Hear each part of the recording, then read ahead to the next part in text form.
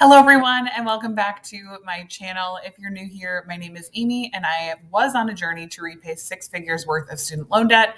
I fortunately paid that off back in 2021. So now we are kind of starting our new financial freedom journey, and I'm so excited to share that going into 2022. But today is another 2021 recap video. So we'll be going over our net worth increase for the year of 2021. I just finalized our quarter 4 increase. So we'll be walking through that today. And then I'll just do a brief recap of the entire year. Hopefully this works okay. I am using my husband's computer with his webcam and it's not the best quality. So I apologize if this video is not super great quality, but I wanted to get it up, and this is the equipment that I've got right now. So let's get started. So we're going to just walk through this together. So we're going to start with quarter 4 here. Let's see. So quarter 4 ending. So this was the ending as of December 31st, 2021. So first thing we have here is our home value. So I actually did not update this after quarter 3. So we've been leaving it at 275. I will pop in the current Zillow value here on the screen so that you guys can look at that. We used to roughly use like the Zillow range. I would usually just go like at the lower end of the Zillow range.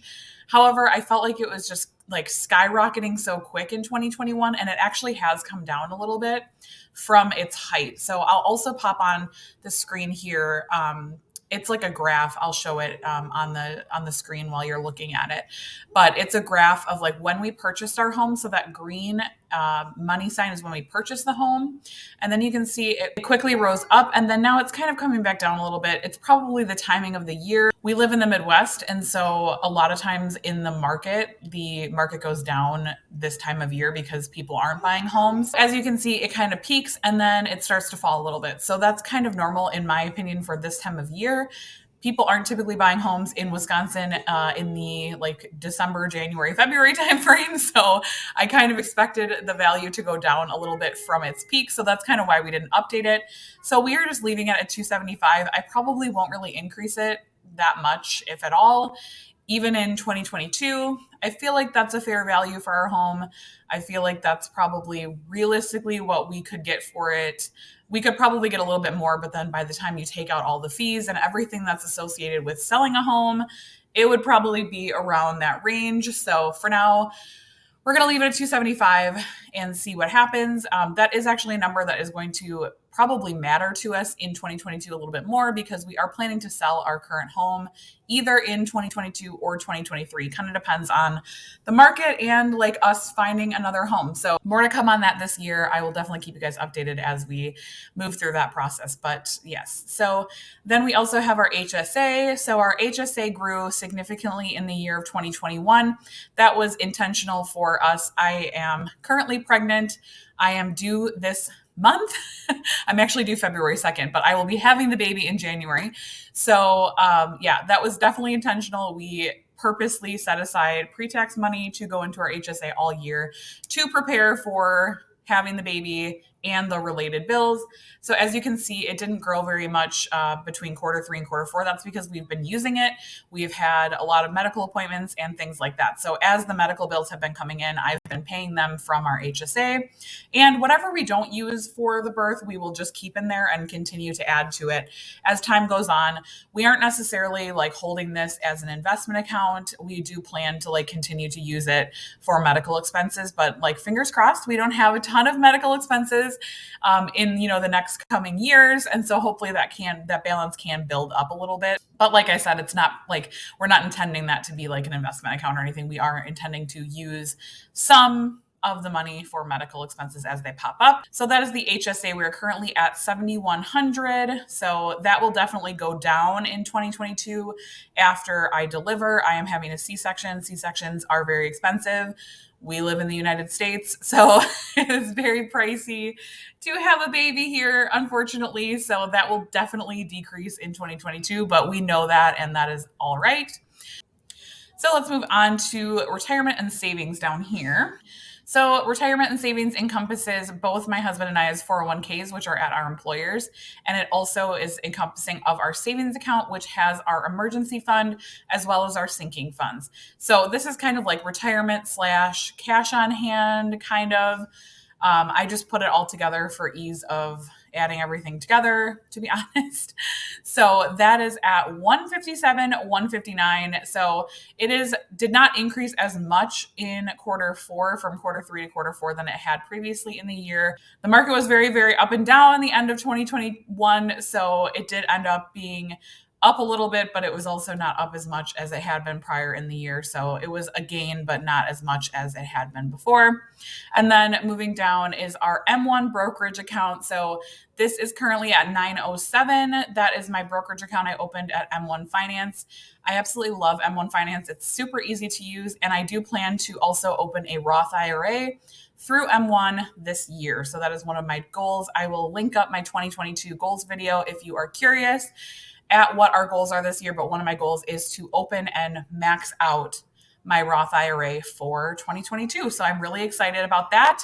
That will be happening this year. So we will be adding to our net worth my Roth account as well. But for now, we just have the brokerage account. We don't really have any plans for this account necessarily. I just continue to watch it grow. We occasionally throw money into it, but it's not a huge priority for us. So it kind of just sits there. And as we have some extra money, we add to it a little bit. And our last asset is our car. So I know car value. So some people don't include their cars, some people do. I include it because it is an asset that we could sell. We could sell it for cash and theoretically get $17,000. So in my mind, even though it is a depreciating asset, it is still an asset that we should be including in our net worth. Or that we can include in our net worth. And so that's something that I do include. One thing that I do not include, which I wanted to mention in this video, is that we do not include our kids' savings for college. So both of my kids and my soon to be baby that we're going to be having will open a 529 for him. So we will soon to have 3 529 plans. And we do not include those in our net worth. I know some people do, some people don't. I don't view that as my money, so I don't include it in my own net worth. That is my kids' money completely. That's just how I reason it in my head. Technically, theoretically, we are the custodians of that account, but I would never pull from it unless it was like a dire emergency. So I just can't see why I would put it in my net worth in that case. But that is one thing that we don't include on here. Let me know in the comments down below. What do you include in your net worth? Is there something that I'm missing?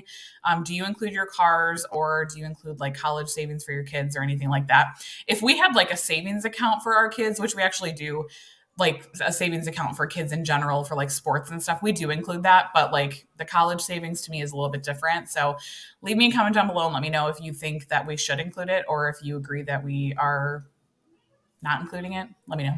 Anyway, so our car value right now, we left that at 17,000. We bought the car in quarter one of 2021.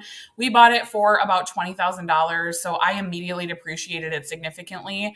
And then the used car market was like really crazy.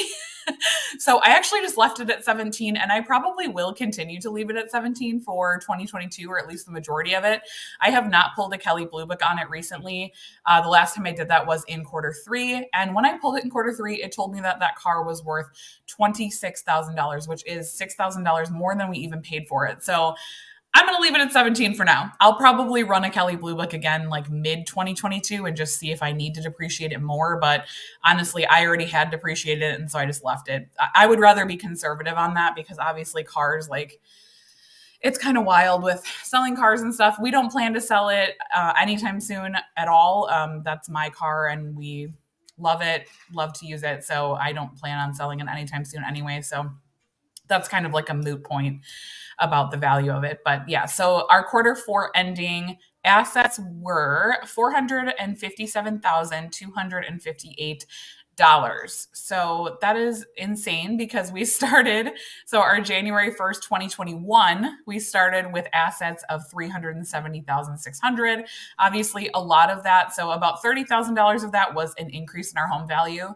And then we also had a pretty significant increase in our retirement and savings accounts. And then we did also buy our car. So like that was a significant increase as well of about $13,000. So just interesting to see how much we can grow. And I feel like now that we have, so between between my husband and I, we have a little bit less than like 150,000 in our retirement accounts alone. So that having that much money invested, like when the market is high, like we are getting huge returns monetarily because of how much money we have invested now. So it's just true what they say. Like the first 100,000, I feel like was the hardest, and now I feel like our money is really working for us. So if you are new to retirement savings and stuff like that, investing, definitely just keep going. It takes a while to get that compound effect, but once it starts rolling, you really see the gains significantly faster. That is where we are ending for quarter four, $457,000 in assets. So moving down to our liabilities for quarter four. So we ended with our mortgage at 208,958. We have been paying our mortgage normally. We have not been making any extra payments at this time. Like I said, we are planning to sell this home fairly in the near future, probably either this year or next year. So we don't plan to pay anything extra towards the mortgage right now. We're just letting it continue to be paid as it is agreed upon and not paying anything extra. And then we also did have my student loans. However, we paid those off in December. So we are completely debt free besides our mortgage. So excited about that. So our only debt right now is our mortgage. So that leaves our ending liabilities for quarter four at $208,958. So that is also a crazy decrease for the year. Obviously, we paid off over $64,000 in debt in the year, not even including what we have paid on our principal on our mortgage. So we made huge strides, and that definitely helped out our net worth for the year. I did want to mention, so in 2021, I was doing these videos quarterly. I have actually decided to change the way that I've been doing them because I want to post more frequently about my net worth, because in my mind, I was missing posting about it monthly. I used to post net worth updates monthly. Then I switched to quarterly. Now I'm switching back to monthly. I'm so sorry. I'm all over the place. But I'm actually going to be creating a new style video for this. It's going to be a net worth update as well as a financial goals update. So check that out in February. That'll be my first monthly post for the month of January. So you'll kind of see the new format. I'm really excited about that. So stay tuned, more to come on that. But you will be seeing my net worth more frequently. I actually got a lot of messages saying that you guys missed seeing it monthly. So I hope that this is good for you guys as well to just see it more often. I like to update it. I was updating it monthly anyways, so why not film about it? All right, so let's move down.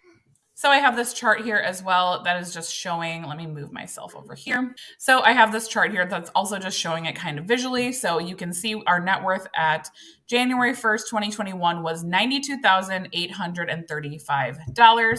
We ended quarter one at 134, quarter two at 185, quarter three at 217, and quarter four at 248. So our total net worth increase for the year was $155,465, which, fun fact, is more than my husband and I even earned. So it's just wild that like we can have such a huge increase in one year. It's just crazy to think about. I'm so proud of that. I am very proud of us. We definitely kicked butt in the year of 2021, and I'm so excited to see how this increases going into 2022. So you can just see on this graph here, we exceeded 100,000, 150, 200, and we are almost at 250, which is awesome because once we meet that $250,000 milestone, we will be quarter millionaires, as I would like to put it. So that is a really exciting milestone that I am excited to hit, kind of like an unofficial milestone, not a huge deal, but excited nonetheless. So stay tuned for my net worth update next month. Like I said, I'm going to be starting these monthly again in 2022. I'm so excited to continue to share our financial freedom journey with you guys as we move out of our debt-free journey and into our financial freedom journey. Let me know in the comments down below if you guys have any questions, and I will see you next month. Bye, guys.